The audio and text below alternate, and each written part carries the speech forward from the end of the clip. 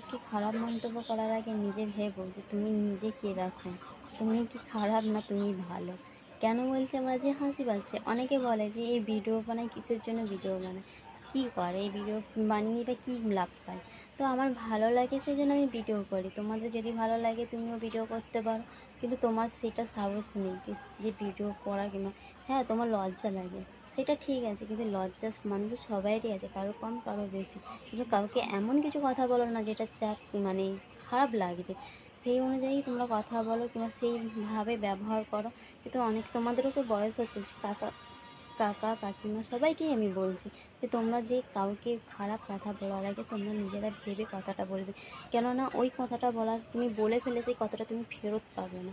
সেই জন্য বলছি, হয়তো খারাপ বানাচ্ছি কি ভালো বানাচ্ছি সেটা জানি না, তুমি যদি খারাপ হয় তুমি সেটা কমেন্টে বলতে পারো যে তুমি খারাপ ভিডিও বানাচ্ছো, এই ভিডিও চলবে না, সেটাও আমি এখানে বন্ধ করে দেবো।